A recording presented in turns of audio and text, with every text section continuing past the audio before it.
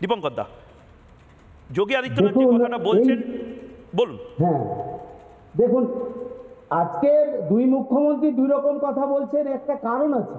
কারণ যোগী আদিত্যনাথ যে কাজটা করছেন সেটা ধর্ম, সনাতন ধর্ম রক্ষার এবং ভারতের সংবিধানে ধর্মীয় স্বাধীনতার যে বিধান আছে সেটাকে রক্ষা করার জন্য।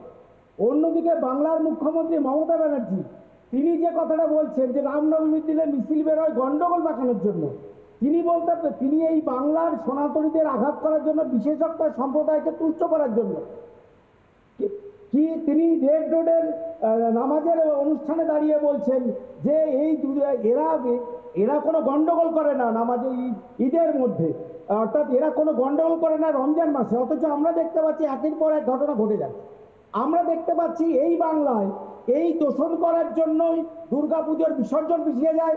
আমরা দেখতে পাই বিশ্বকর্মা পুজো, দুর্গা পুজো, কালী পুজো, লক্ষ্মী পুজো, কার্তিক পুজো, এমন কোনো পুজো নেই যে বাদ নেই যে পুজোয় এই বিশেষ একটা সম্প্রদায়ের বিশেষ সম্প্রদায়ের মানুষরা আক্রমণ করছে সনাতনীদের উপর। আমরা দেখেছিলাম এই বাংলায় দুর্গাপুজোর প্যান্ডেল গেরুয়া কাপড় দিয়ে করা হয়েছিল বলে সন্দেশখালীর পুজো প্যান্ডেলের গেরুয়া কাপড় খুলে ফেলা হয়েছিল। অর্থাৎ বিশেষ সম্প্রদায়কে প্রাধান্য দেওয়াই মমতা ব্যানার্জির কাজ। এবার আপনারা বলছেন বাংলার গ্রাম শূন্য। আমরা একটা ভয়াবহ পরিস্থিতির মধ্যে আছি। আপনার কাছে ময়ূকবাবু বলতে চাই, এই বাংলায় প্রায় 5,500 গ্রাম আছে যে গ্রামগুলো হিন্দু শূন্য হয়ে গেছে। কাদের জন্য? এই ভোট জিহাদের জন্য, লাভ জিহাদের জন্য এবং হিন্দুদের উপর, সনাতনীদের উপর আক্রমণের জন্য। আজকে গ্রামের নাম নারায়ণপুর, একটাও নারায়ণ খুঁজে পাবেন না। গ্রামের নাম রামপুর, একজনও হিন্দু খুঁজে পাবেন না। গ্রামের নাম হচ্ছে কি ধরমপুর, একটাও হিন্দু ধর্ম পালন করার লোক পাবেন না। গ্রামগুলো নামে আছে হিন্দুদের, কিন্তু সেখানে অবস্থান করছে ওপার বাংলা থেকে আসা ঘুষবাইটিরা, অনুপ্রবেশকারীরা, এখন বর্তমানকালে রোহিঙ্গারা, যারা এই বাংলার ডেমোগ্রাফিকে চেঞ্জ করে দিচ্ছে। একদম একদম খুব ইম্পর্টেন্ট পয়েন্ট বললেন দীপঙ্কর সরকার, খুব ইম্পর্টেন্ট পয়েন্ট বললেন। আমি রাজু ঘোষের কাছে তার উত্তরটা চাইব। রাজু ঘোষ, আমি আবারও বলছি, এটা আপনি হয়তো ভাবছেন যে রাজনৈতিক বিরোধিতার জায়গা, কিন্তু এটা রাজনৈতিক বিরোধিতার জায়গা নয়। জেলায় জেলায় জনবিন্যাস যদি বদলায়, হিন্দুদের সংখ্যা কমে, জেলাগুলোতে যদি হিন্দুরা মাইনরিটি হয়ে যায়, হিন্দুরা কিন্তু বাঁচবে না। কাশ্মীরে দেখেছি, পাকিস্তানে দেখেছি, বাংলাদেশে দেখেছি, এবং এটাই যোগী আদিত্যনাথ বলছেন। এটা নিয়ে তো রাজু ঘোষ আপনাদেরও মাঠে নামা উচিত। দেখুন, তার আগে অমর দত্তবাবুর একটা প্রশ্নের উত্তর আমি দিই। অমর দত্তবাবু একটু আগে বলছিলেন যে বাংলাদেশ থেকে এসে তিনি নাগরিকত্ব পাচ্ছে এবং বাংলাদেশ থেকে তারা সকলে চলে আসছে। শোনা যাচ্ছে আমার কথা? একদম দিব্যি শোনা যাচ্ছে। হ্যালো, হ্যাঁ, আচ্ছা। এবার হচ্ছে যে আমাদের ভারতবর্ষের শরণার্থী বলে কোনো বস্তু নাই। অমরবাবুর নলেজের জন্য আমি বলে দিচ্ছি, ভারতবর্ষে শরণার্থী বলে কোনো শব্দ নেই।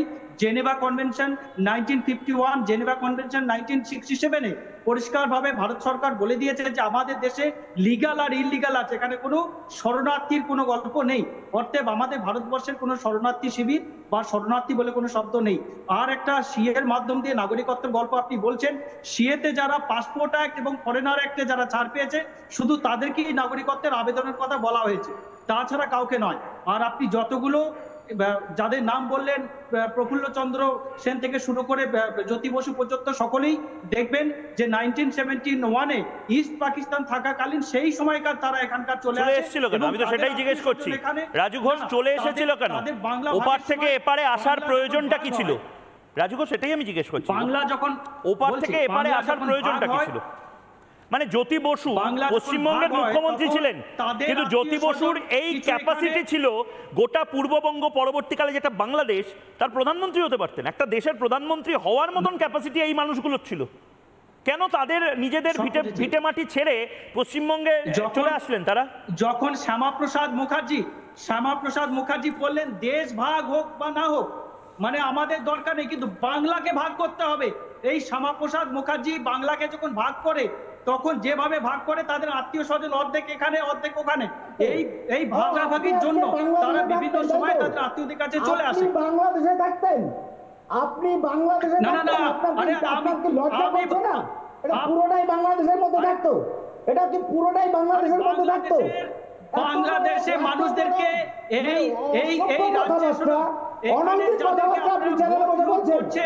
যাদেরকে ভোট ব্যাংক করে ভোট লুট করছেন, সেই জিনিসটা কেন্দ্র সরকার দ্বারাই এখন বন্ধ হয়ে যাচ্ছে। ওপার বাংলা থেকে বাড়ি এসেছেন শুধু মায়ের হাত ধরে।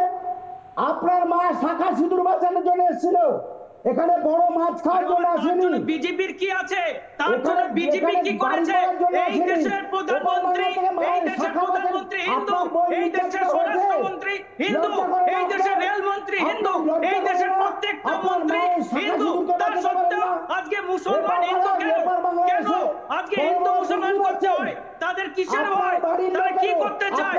ভারতের প্রধানমন্ত্রী যদি, ভারতের প্রধানমন্ত্রী হিন্দু, ভারতের স্বরাষ্ট্রমন্ত্রী হিন্দু, ভারতের প্রত্যেকটা কেন্দ্রমন্ত্রী আচ্ছা, আমি দুজনকেই থামাচ্ছি। নানা ধরনের কন্টেন্ট দেখার জন্য লাইক করুন, শেয়ার করুন আমাদের ফেসবুক পেজ, সাবস্ক্রাইব করুন আমাদের ইউটিউব চ্যানেল। পাশাপাশি অন্যান্য ব্রেকিং নিউজের জন্য অবশ্যই চোখ রাখুন রিপাবলিক বাংলায়।